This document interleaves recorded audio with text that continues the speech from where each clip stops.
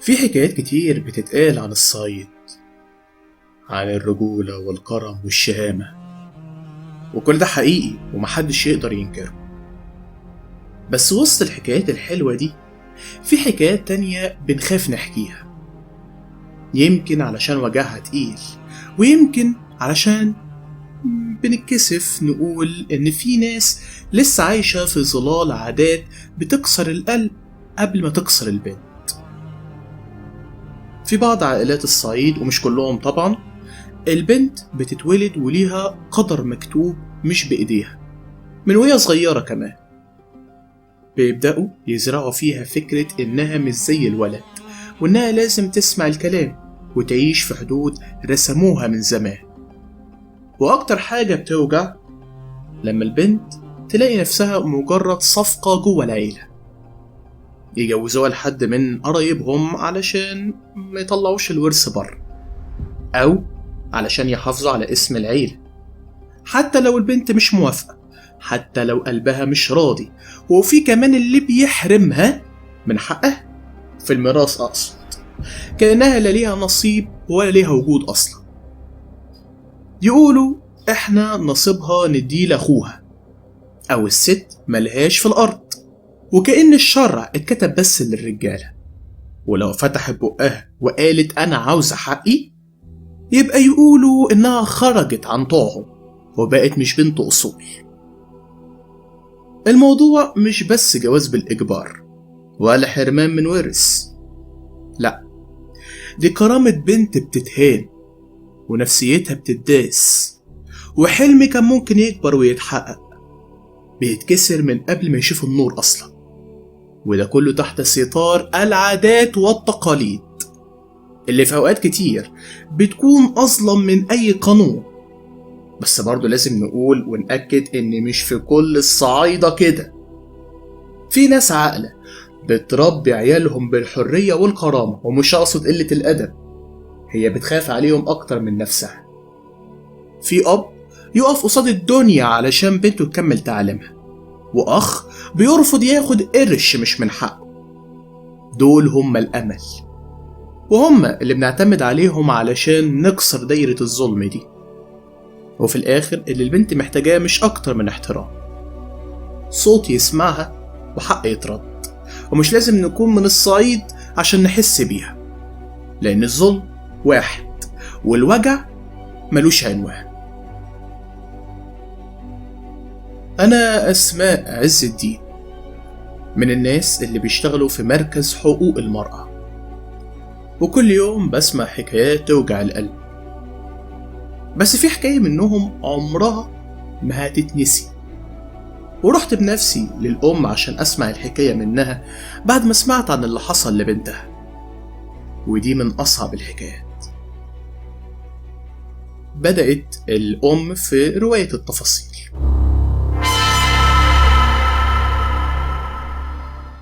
يا مساء الفل والسعادة والجمال على كل الناس اللي سمعني دلوقتي. أنا أحمد عبد الكريم، والنهاردة معادنا مع قصة جديدة.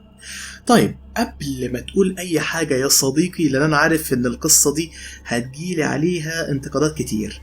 القصة دي للأسف بعض أحداثها حقيقية وبتحصل فعلا ولغاية دلوقتي، وياريت تكمل الحلقة علشان تفهم أنا بتكلم عن إيه. زي ما قلت، قصة النهاردة مستوحاة من أحداث حقيقية، وهي من كتابة دعاء يونس ومن أداة حمدي أحمد. أنا بشكرهم جدا، وأشكرك أنت كمان يا صديقي على الاستماع. بس قبل ما نبدأ الحلقة أنا طالب منك طلب واحد، وخلي بالك أنا هنا بطلب منك مش بجبرك. يا ريت تعمل لايك، لأن اللايك بيفرق جدا وبيساعد في انتشار الحلقة، خاصة في الساعات الأولى. وبس هو ده طلبي الوحيد، اعمل لايك لأن اللايك بيفرق جدا. هنبدأ الحلقة ونشوف دعاء كاتبة إيه. يلا بينا.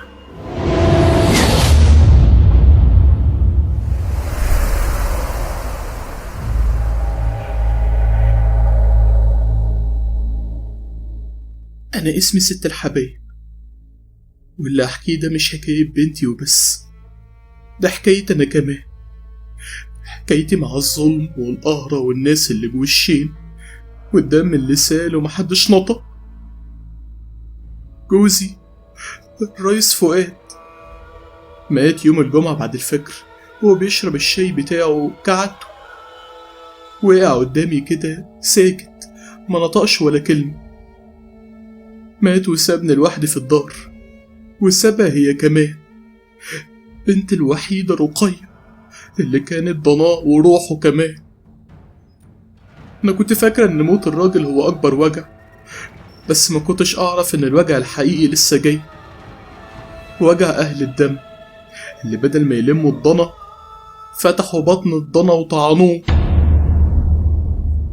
معداش يومين على الدفن ولقيت عيال أخوه وإخواته داخلين علينا الدار، وشهم فيه لق وكلامهم فيه سم، وقالوا لي: الدار ده بتاع الرجال، والبنت ملهاش مطرح هنا، الورث للرجال والبنات ما تورث.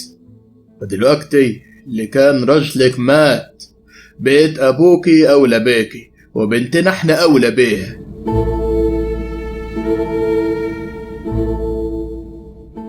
رديت عليهم وقلت لهم: جوزي سايب وصية وسايب أرض لبنته، دي ما تبقاش رجولة إنكم تخرجونا من دارنا وتاكلوا ورثنا. راعوا عظم التربة والدم اللي لسه منشفش، واحنا لحم وعرض أخوكم. ورث ايه يا وليه؟ انت مجنونة؟ ما فيش حرمة بتورث، وانت كمان مالكيش أي حاجة عندنا، وعلى مفخلك اركبيه، وبنتنا قلنا تلزمنا، وانتي على بيت أهلك، يلا. بس هما ما سمعوش ولا خافوا من ربنا، وبدأوا يقسموا في التركة كأن رقية ما كانش ليها أب ولا ظهر. كل ما اتكلم كانوا بيحذروني إن أنا ما افتحش بقي. اسكتي أحسن يحصل فيك اللي حصل لغيري. من يوم ما اندفن فؤاد ودارنا ما دخلهاش النور تاني، بقينا أنا ورقية قاعدين وسط الضلمة، والمسا ساعتها بيجي تقيل كأن اللي جاي أصعب ومش هيفوت على خير. أول خطوة للوجع كانت لما جه الشيخ عبد الظاهر، كبير عيلة جوزي، ومعاه اخوات جوزي عبد الجليل وصابر ومغاوري. كانوا قاعدين في وسط الدار زي الملوك، وأنا واقفة في الركن زي الخدامة.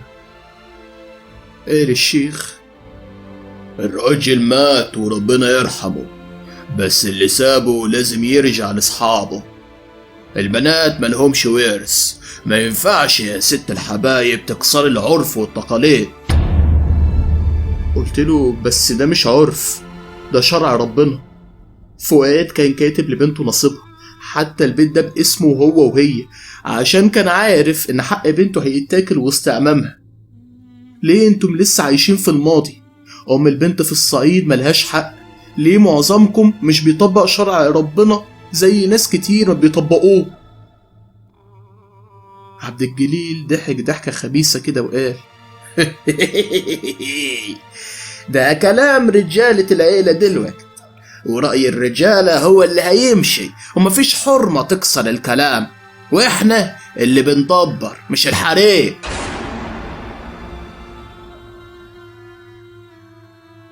رقية كانت واقفة ورايا، عينيها مليانة دموع ووشها شاحب كأنها بتدفن وهي حية، علشان يعني يتاكل ورثها وحقها.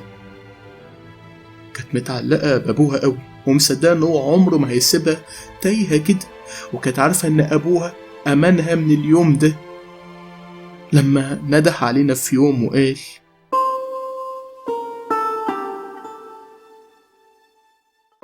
بص يا بنتي، أنا عارف إن العرف في العيلة وفي معظم عائلات الصعيد إن البنت مش بتورث، وأنا علشان خايف عليكي هكتبلك نصيبك في الدار كهبة مني ليكي على حسب الشرع إن هو أباح ليا. أنا هكتبلك تلت الورث كهبة مني ليكي، والباقي هسيبه يتقسم على حسب الشرع، وهتاخد نصيبك منه لما موت، لأن ما ينفعش أكتبلك كل ثروتي عشان ده هيبقى اسم تحايل على الشرع وممكن أتحاسب. بس هسيبلك الهبة اللي هتأمن مستقبلك لو حد من أعمامك حاول ياكل حقك الشرعي، والأرض اللي هكتبها لك هتجيب مبلغ كبير تقدري انت وأمك تعيشوا منها في المستقبل. ما تقولش كده يا بابا، ربنا يديلك الصحة وطولة العمر، مش عاوزة غيرك يابا. مش عايزة غيرك ظهر وسند لي. محدش ضامن عمره يا بنتي، وانا خايف عليكي، واللي عامل دلوقتي اخويا وحبيبي بكرة هياكل حقك علشان بنات كتير في العيلة اتهدر حقها، وانا مش عايز اقرر اللي حصل معاهم فيكي انت يا بنتي. انا خايف عليكي، انت ملكيش اخ ولا ظهر غيري. الكلام ده كان لازم اعمله من زمان.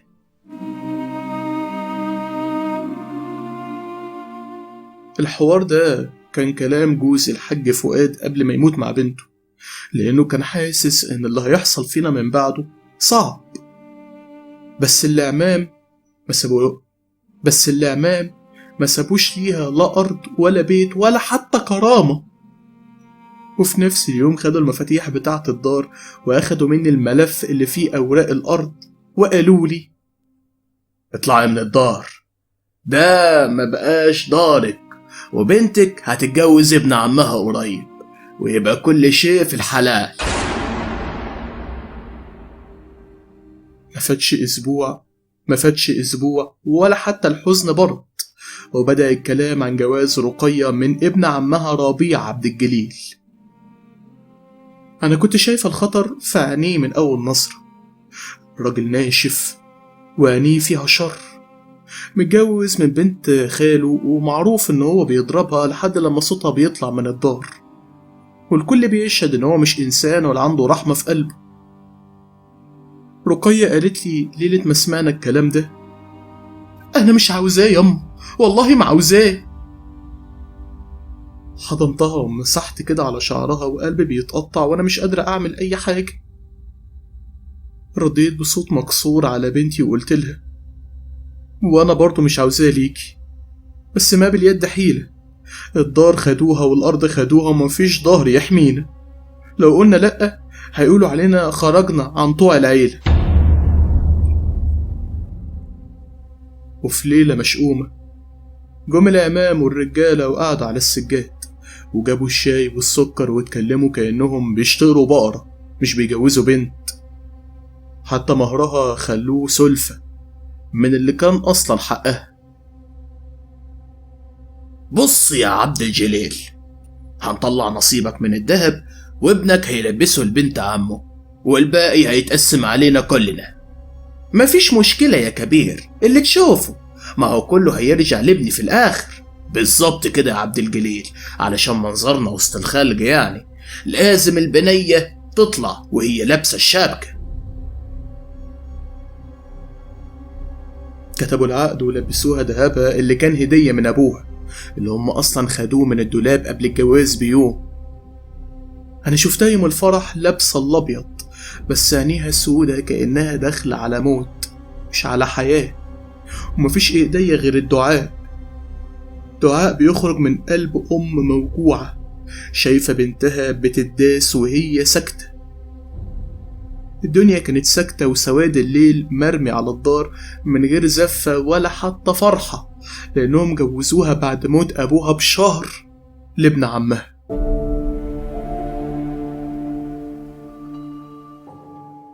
رقية دخلت بيت جوزها وهي مرعوبة، وأنا قلبي منهار على بنتي اللي دخلت بيت الشيطان برجليها، ودعيت ربنا يحميها، بس قلبي كان بيصرخ ومش مطمن أبدا. ربيع ابن عمها استقبلها بوش ناشف، لا ضحكة ولا كلمة طيبة.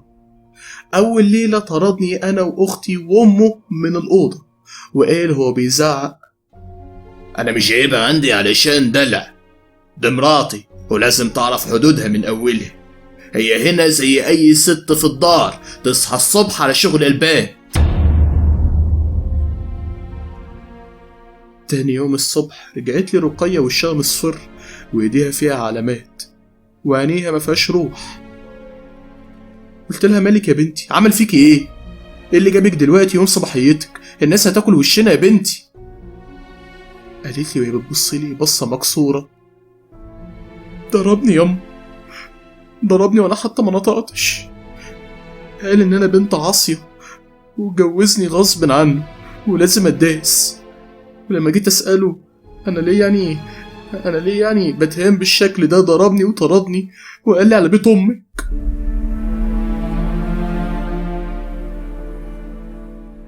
ساعتها حسيت إن روحي خرجت مني، بس برضه ما قدرتش أعمل أي حاجة.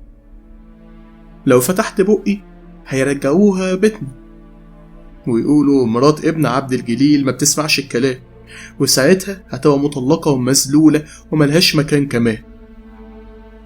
هونت عليها وقلت لها غصب عني يا بنتي اشوفك كده، بس غصب عني لازم ترجعي دار جوزك عشان الناس ما تاكلش وشنا ويقولوا بنت الحاج فؤاد معيوبة. ياما ده ضربني وطردني. انا هرجعك وهبوس ايده عشان الناس ما تتكلمش عنك بالسوء يا بنتي. غصب عني يا حبة عين امك، علشان ما حدش يتكلم عن تربيتك. الناس هتاكل وشنا وانت لسه عروسة، وانت عارفة كلام الناس وعارفة هيقولوا ايه. رجعت بنتي على بيت جوزها اللي كان رافض ان هو يرجعها، بس انا قلت له بوس ايدك يا ربيع، دي بنت عمك، الناس هتتكلم عن شرفها، ووعدك مش هتفتح بقها قصادك تاني، بس استر على بنت عمك. انت عارف كلام الناس مش بيرحم، هيتهموها في عرضها، وانت عارف ان بنت عمك ما تستاهلش كلمة تطولها وطول عمك في شرفها. حاضر يا مرات عمي، علشان خاطر عظم التربة بس هرجعها، لكن أنا هربيها من جديد. أصل من كتر دلع عمي فيها نسيت إن الراجل راجل والست ست، وما ينفعش يعني ترفع راسها فيه واللي أقول عليه يتنفس. مش كفاية مجبور على الجوازة منه وهي ولا شكل ولا منظر.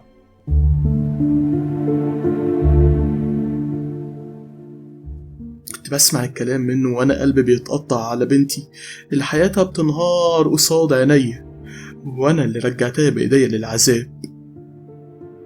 كل يوم كانت بتجيلي بعلامات جديدة، خربشات في ايديها، كدمات على ظهرها، ودموع ما بتخلص، لكنها كانت بتمسح دموعها قبل ما تدخل عليا علشان ما توجعنيش، ودايما تقول انا كويسة ياما، والله كويسة.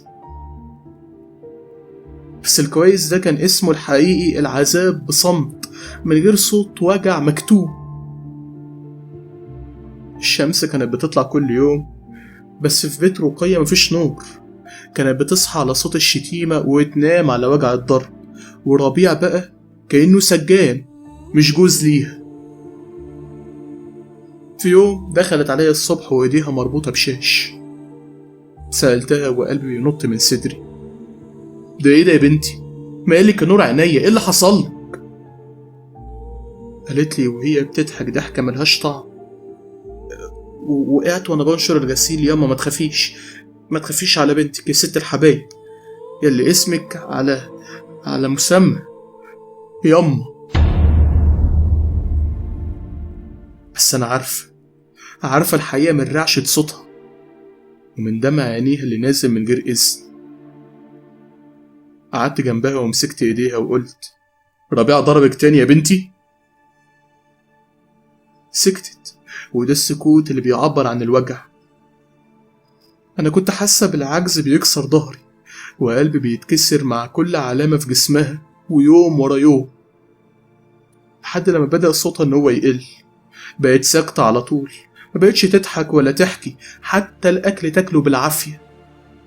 وكنت بسأل نفسي يا ترى ده كان مصير بنتي لو أبوها عايش؟ كان هيسيبها للضرب؟ كان هيسمح إن عيلته تاكل لحمها وهي حية؟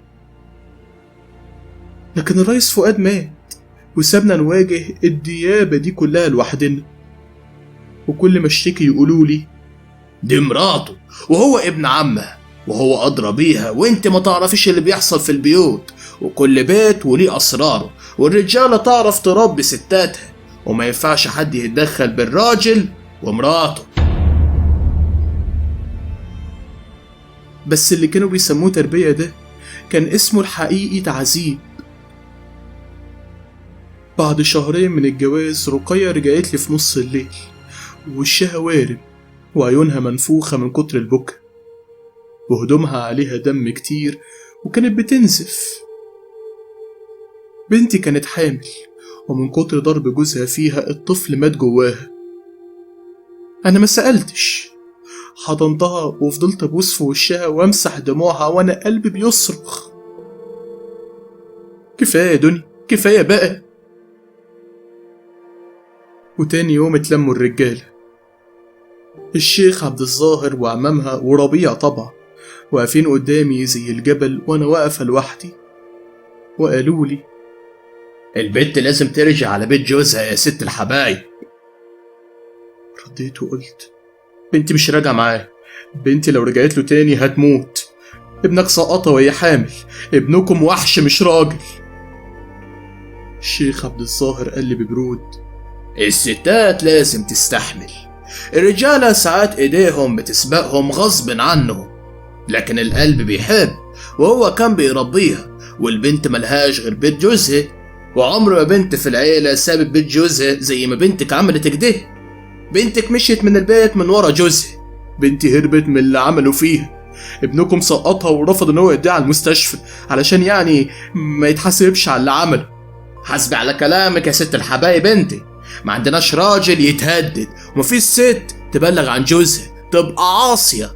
خلي بنتك ترجع على بيت جوزها لما تبقى كويسة وتسترد صحتها كده، يعني هنيجي ناخدها، وده آخر كلام عندنا.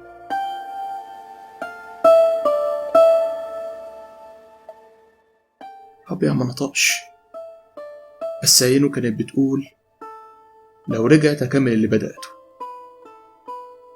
في وسط الزعيق والكلام الفاضي اللي ملوش رحمة ده، قالوا لي الجملة اللي كانت بتتكرر في كل بيت في البلد: الست اللي تخرج من بيت جوزها ملهاش رجعة إلا بطلاق، وطلاق بنتك فضيحة علينا كلنا، ولو بنتك ما سمعتش الكلام هتدفعي انت التمن. يعني الصلح لا علشانها ولا علشاني، الصلح علشان سمعة الرجالة ما تتكسرش. ورقية كانت واقفة في الركن وبتعيط بصمت، وشها نازل وحزنها بيحكي أكتر من أي كلام.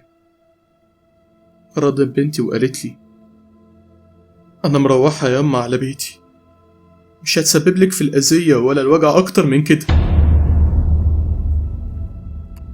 ومشيت معاهم.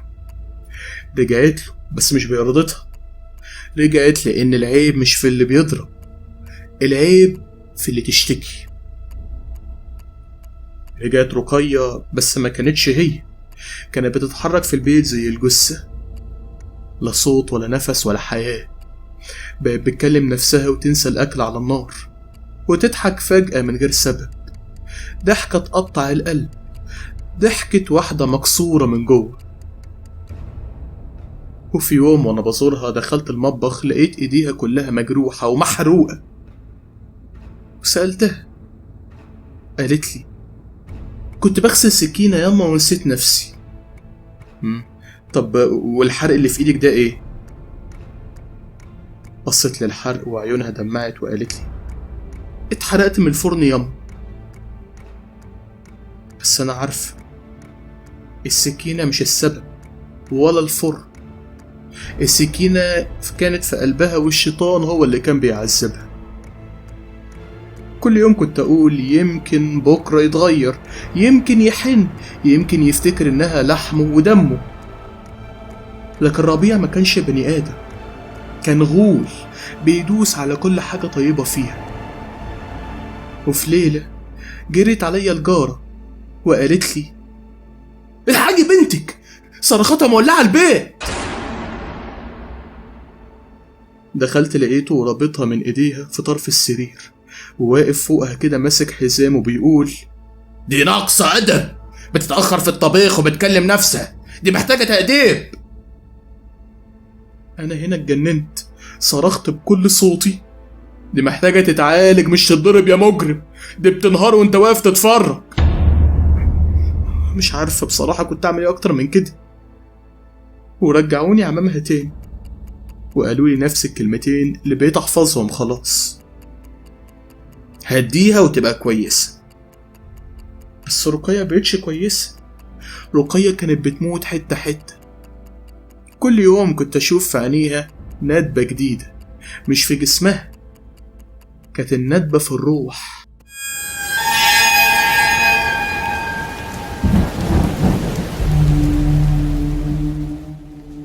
في ليلة شتا جامدة الباب خبط خبطة خفيفة.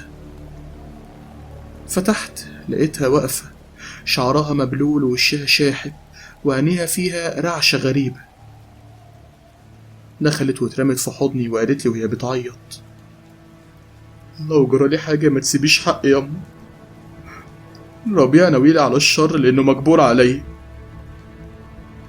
سألتها وأنا مخضوضة من كلامها: في إيه يا بنتي، خايفة من إيه؟ قالت لي: مش قادرة أقول ياما، بس تعبت. ربيع بيهددني، بيقولي لو فتحت بقي تاني هيدفني بإيديه. أنا حاسة إن قلبي قرب يقف ياما. فضلت أحضنها ودموعي بتنزل على كتفها وقلبي بيتقطع، بس خايفة أفتح بقي، خايفة أروح أشتكي فيقولولي إن بنتي بتشوه سمعة الرجالة، خايفة يطردوها من الدار وترجعلي مطلقة ومهزومة. وسكتنا، كلنا سكتنا، وسابتني ومشيت. وهي ماشية بصيت ليها من ظهرها، لقيت مشيتها تقيلة كأنها شايلة حمل على كتفها، بتتجرجر كده في رجليها كأنها ست عجوزة في آخر عمرها. بس يومين بعد كده وجالي خبر زي الطعنة: رقية وقعت من فوق السطح، ماتت. يوم ما قالولي إنها وقعت من السطوح قلبي ما صدقش. رقية تقع؟ دي حتى بتخاف تطلع من البلكونة، دي لما كانت صغيرة كانت بتعيط لو طلعت دور تاني. رحت على بيتهم جري ولقيت الجيران واقفين عيونهم مليانة خوف وسكوتهم بيقول كتير. دخلت لقيت جثتها متغطية، قربت وكشفت وشها كان هادي كأنها كانت نايمة، بس ايديها فيها كدمة لونها بنفسجي، وكأن حد كان ماسكها بقوة وعلامات الصوابع معلمة عليها، وكأنها كانت بتقاوم قبل ما تقع. وقفت وصرخت: بنتي ما وقعتش، بنتي ماتت مقتولة. كلهم سكتوا، حتى ام ربيع قالت لي: ربنا يرحمها، ما نقدرش نقول غير كده، استهدي بالله، بنتك وقعت من فوق. بس انا ما سكتش، فضلت اصرخ واقول بنتي اتقتلت، مستحيل تكون وقعت. وجات جارة بنتي اللي قالت لي ان ربيع كان بيضربها قبل كده، واخدتني وقالت لي: بنتك جات لي من يومين وقالت لي لو حصل لي اي حاجه ادي الورقه دي ليكي، اتفضلي. طلعت الورقه اللي اديتها لي، فتحتها ولقيت كلمات مكتوبه بايديها: لو جرالي حاجه اعرف ان ربيع هو السبب، بيقول لو مسكتش هتكوني عبره زي اللي قبلك، هو مش بني ادم، ده شيطان بوش بني ادم. انا تعبت، مش قادر اعيش في جهنم دي اكتر من كده. قريت الورقة وكل حرف فيها نغص قلبي. رقية ما ماتتش، اتقتلت. من بعد الورقة دي قلبي ما بقاش يهدى، كنت ماشية قلبي منهار، وصرختها جوا ودني. بفتكر وشها آخر مرة وهي بتقولي اوعي تسيبي حقي لو جرالي أي حاجة. ودخلت على دار العمدة بنفسه اللي أمام رقية بيشربوا الشاي معاه كل يوم، واللي بيحلفوا بحكمته. قلت له وأنا واقفة قدامه وراسي ما نزلتش: أنا عاوزة حق بنتي ما ماتتش لوحدها، دي اتقتلت، ودي ورقة بخط بنتي قبل ما تموت. رد عليا ببرود: بس في شهود، في كاميرا، في حد شاف ولا هي بس ورقة؟ قلت له الورقة دي دمها، لو ما صدقتهاش يبقى بتدوس على الحق برجليك. دخل عليا عمها الكبير وقال بصوت عالي: كفاية فضايح يا ام رقية يا ست الحبايب، دي بنتك ماتت، وعيب الكلام اللي بتقوليه ده، عيب تمشي في الارض وتتهمي راجل العيلة. بصيت له ورديت: العيب مش عليا، العيب عليكم انتوا، لما كل واحد فيكم باع حقها وسكت، ولما خدتوا أرض أبوها وقسمتوها كأنها مش منكم، ولما جوزتوها للجلاد اللي قتلها بالبطيء.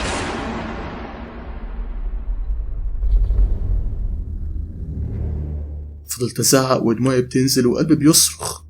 أنا مش هسكت حتى لو رقية ماتت، في رب فوق وفي قانون تحت، وأنا هاجيلكم آخر الدنيا وأكشفكم واحد واحد. وساعتها بدأت نظرات الناس تتغير. الستات اللي ساكتين بيبصوا لبعض كأنهم بيقولوا يمكن فعلا، يمكن الحق معاه. وبعد ما اتكلمت بدأت الناس إن هم ينشغلوا بالموضوع، ومش بس كده، الكل بدأ يشك إن في حاجة غلط. لكن السكوت كان هو السائد لحد لما جه يوم العزاء. ودخلت العزاء وكان لازم أواجهه. واجهت عمام رقية، كانوا قاعدين في الصف اللي قدام، كل واحد فيهم متفاخر ببدلته ولا هممهم أي حاجة. لكن دماغي كانت شغالة وأنا لسه شايلة الورقة وعيوني مش عارفة تقف عن البكا. وقلت قتلت بنتي يوم ما أكلت حقها في الميراث، ميراث أبوها، ويوم ما جوزتوها للوحش غصب عنها، والنهاردة لسه بتقتلوها وانتم ساكتين وبتدوروا على اللي قتلها. منكم لله مش هسيب حق بنتي، أنا هكشفكم قدام كل الناس. قررت أتحرك وقربت لعمها الكبير وقلت له بنبرة تهديد: انتوا خدتوا حق بنتي، تفتكروا ان الناس هيسكتوا لما يعرفوا الحقيقة وانكم قتلتوها كمان؟ رد وقال: احنا مفيش حاجة بنعملها بالباطل، الكل هنا عارف ان ورث ابوها وزعوا بينا قبل ما يموت، ومعانا ورق يثبت كلامنا، وعمرنا ما غلطنا في اي حاجة. انا هروح على المحكمة وهفتح كل حاجة، لو انتوا مش قادرين يعني تعترفوا بالحقيقة اللي عندكم مش هخاف من اي حد واجيب حقها. بعدها مشيت بسرعة بلغت عن اللي حصل لبنتي، وبدأت التحقيقات، وقدمت طعن بالتزوير على الأوراق اللي قدموها عمامها بأن جوزي كتب كل الأملاك بأساميهم قبل ما يموت. وبعد ما بدأت التحقيقات والقضاء أثبت أن توقعات جوزي مزورة، وكل الورث اللي اتوزع بعد موت أبوها كان مفروض يكون ليها، لكن عمامها زوروا الورق وسرقوا مني ملف الأرض اللي أبو رقية كتبها ليها، وكأنها مش موجودة في المعادلة أصلا. ومش بس كده، قررت كمان ان انا ابلغ فيهم واقول ان بنتي ماتت مقتولة، وطلعت الورقة اللي بخطها وطلبت ان قبر بنتي يتفتح. طلبت ان هم يخرجوا جثة بنتي ويشرحوها عشان يعرفوا سبب الوفاة. قررت اخرج جثتها من جديد، وكنت عارفة ان ده مش هيكون سهل، وان ممكن يعني يأذيني نفسيا اكتر لما جثة بنتي تتقطع. لكن بعد يعني ما شفت الورقة اللي سابتها لي، وبعد ما عرفت كل حاجة، ما كانش عندي غير ان انا اطالب بحقها علشان ترتاح. بنتي وصتني ان انا مضيعش حقها، وكنت كل يوم بشوف بنتي في احلامي وهي بتترجاني اجيب حقها. رحنا طلبت اعادة تشريح الجثة، رغم ان اهل ابوها كانوا بيحاولوا ان هم يقفوا الموضوع ده بكل الطرق ورفضوا كتير، لكن انا كنت مصممة، كان لازم اوقف اللعبة دي باي طريقة، كان لازم اكشف الحقيقة. وجه اليوم ده وطلب من الطبيب الشرعي يعمل تقرير جديد، واللي كانت المفاجأة فيه قاسية جدا. عارفين ليه؟ لأن التقرير قال إن الجثة كانت متعرضة لضغط شديد على العنق وكدمات عميقة على الجسم، بالإضافة إلى آثار تعذيب مرعب. الطب الشرعي أكد إن رقية اتزقت من فوق السطح، مش وقعت لوحدها زي ما قالوا. في التقرير كان في تعليق صريح: آثار العنف على الجثة واضحة وتدل على تعرضها لتعذيب شديد قبل وفاتها على طول، مش حادث سقوط يعني. ولما شافوا التقرير بدأوا إن هم يتهربوا، لكن الحقيقة مش هتهرب. بدأت أطالب بفتح تحقيق رسمي مع كل عمامها وجوزها وستات الدار كمان كلهم، لأنهم كانوا عارفين اللي حصل لبنتي وخبوا عليا. وطلبت من المحكمة إعادة دفن الجثة، لكن بعد ما دفعت بنتي التمن غالي في الطريق ده، وقررت أواجه عمها الأكبر عم رقية، وبدأت أقول له مش هتقدروا تهربوا من الحقيقة. انتم قتلتوا رقية وبالفلوس اللي دفعتوها للطبيب علشان يكتب تقرير مضلل. كنتوا متخيلين انكم يعني هتخدعونا؟ لكن انا مش هسكت ومش هسيب حقها. انا كنت خايفة زمان عليها وكنت برجعها لبيت جوزها، لكن دلوقتي خلاص بنتي راحت ومفيش حاجة اخاف عليها تاني. بعدها مش هسمح لكم ان انتوا تقتلوها وهي حية، وكمان وهي ميتة حقها هيرجع منكم كلكم. الحق كان اقوى. كانوا فاكرين ان هم قدروا يغطوا الجريمة، بدأوا يحس بالضغط الحقيقي، وانت اوله. مفيش حاجة في الدنيا ممكن تتقارن بالوجع اللي في قلبي دلوقتي. جثتها اتدفنت قدامي للمرة التانية وانت شايف كل حاجة. كل يوم كنت بشوفها قدامي بسببك، بعينيها الحلوة وابتسامتها البريئة، وكنت بقول في نفسي ازاي يبقى ده مصيرها، ازاي القسوة دي كلها تروح لبنتي وهي مش اكتر من طفل في عيونها براءة كبيرة.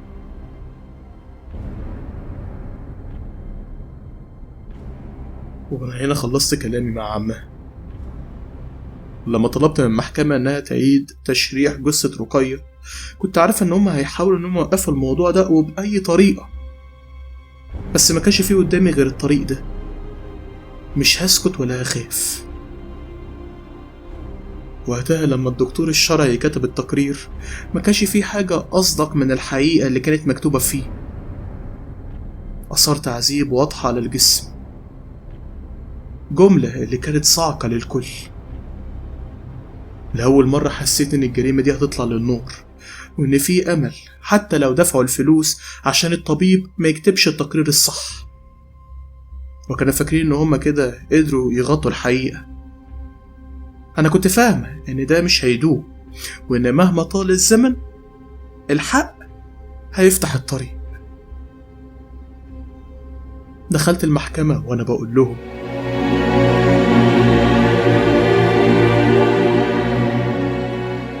شفتوا التقرير؟ شفتوا الجريمة اللي عملتوها؟ فكرتوا انكم هتستمروا في اللعبة دي؟ مش هسكت، وحق بنتي مش هيموت مع موتها ولا هيفضل مدفون في الأرض. كنت عارفة ان انا هواجه عمامها واهل ابوها اللي عاشوا سنين بيخدعوا الناس بمراكزهم الاجتماعية، وانهم عيلة محترمين وسط الخلق، وكانوا عايشين حياتهم على جثة بنتي. في عيونهم دلوقتي كان في خوف مش من كلامي، لكن من الحقيقة اللي كانت بتتكشف، خوف من اللي هيدفعوا تمنه دلوقتي. مع كل خطوة أخدتها لما قعدت مع المحامي قال لي اللي حصل ده جريمة قتل بكل المقاييس، لكن احنا قدام محكمة والموضوع مش هيكون سهل، لكن لو استمرنا في نفس الطريق هنقدر نكشف كل حاجة. وكان عندي إيمان في المحامي ده، كان مخلص زي ما فهمت، وكان بيخوض معركة حقيقية ضد عيلة كبيرة عندهم مال ونفوس. وفي وسط كل اللي حصل ده كنت دايما فاكرة كلمة واحدة رقية قالتها لي قبل ما تموت: ماما الحق هينتصر مهما طال الزمن. وساعتها حسيت ان رقية لسه معايا، وان الحياة مش هتسكت عن حقها، وانا مش هسيبهم يسرقوا منها اي حاجة تانية. كنت واقفة قدام المحكمة وانا حاسة بالامل اللي كان خليط بالحزن. كانت معركة طويلة ومرهقة، لكن ما كانش فيه قدامي غير الطريق ده. كنت ماشية وكل خطوة بتقربني من الهدف، من الحق اللي ضاع في غفلة، من اللي بيستخبوا ورا أقنعة. عمام رقية كانوا لسه بيحاولوا إنهم يخبوا الحقيقة، كانوا خايفين صورتهم إنها تتهز، وكل ما قدمنا أدلة كل ما حاولوا إن هم يعترضوا ويدافعوا عن نفسهم، وحاولوا يدفعوا رشاوي كتير عشان القضية دي تتطرمخ. لكن في قلب المعركة دي كان عندي إيمان إن الحقيقة هتظهر. أنا كأم ما عنديش أي حاجة أخاف عليها غير حق بنتي، اللي اتسرق منها في لحظة ضعف مش أكتر، وفي لحظة أسوأ، لكن مش هسمح إن ده يستمر.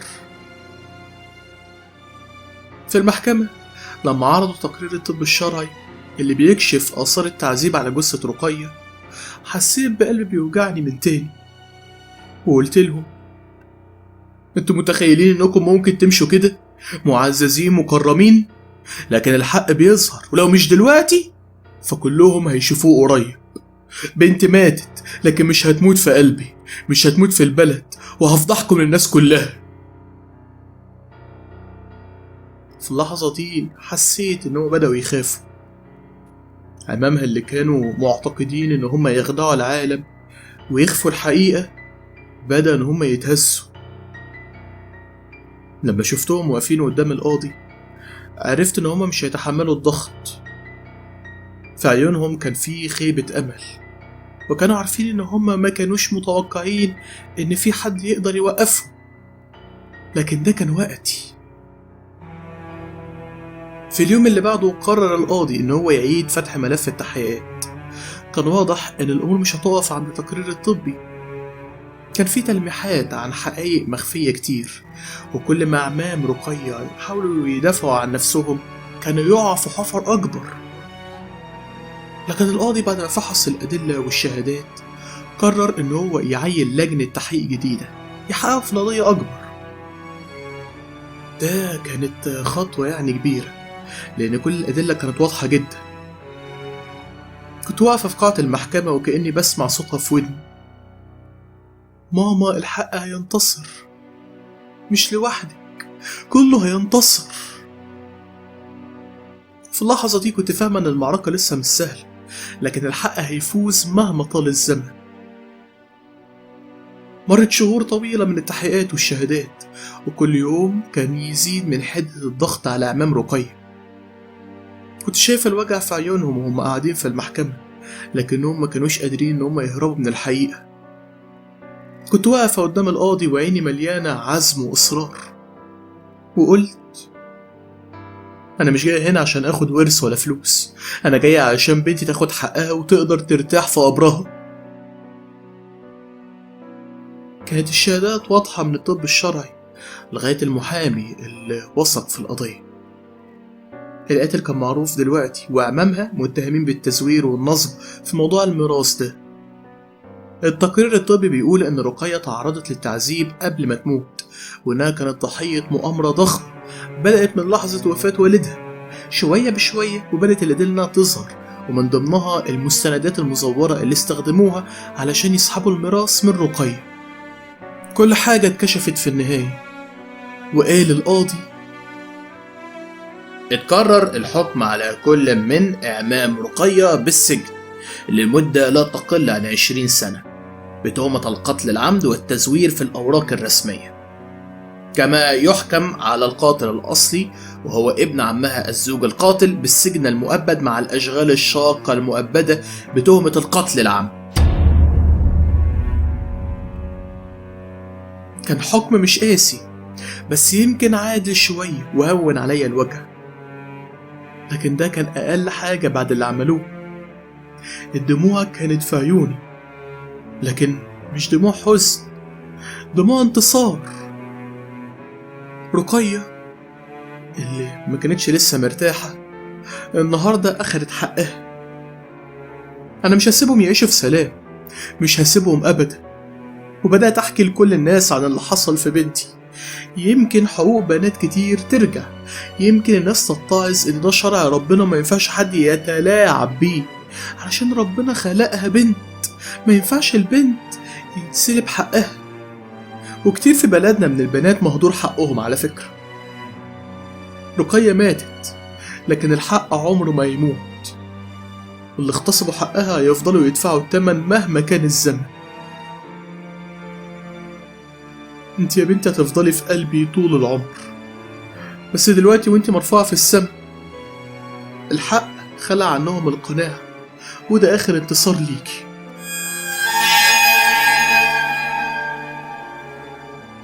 بعد ما خلصت كلامها أقدر أقول إن القضية خلصت، وأم رقية خلصت الحكاية، ودي كانت نهاية المعركة ونجاح أم رقية في استعادة حق بنتها، ست الحبايب يعني. وده بعد معركة قانونية صعبة، كانت رحلة طويلة مليانة بالألم، لكن النهاية كانت العدل والشجاعة. كانت في قلب الأم اللي ما استسلمتش رغم التهديدات كلها. وبس، دي كانت حكاية بسيطة من الحكايات اللي بسمعها كل يوم.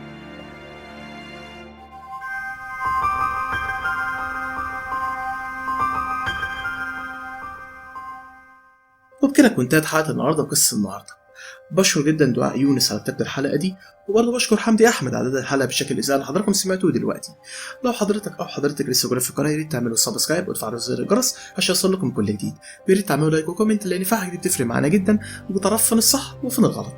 شكرا جزيلا ليكم، كان معكم أحمد عبد الكريم، تصبحوا على خير.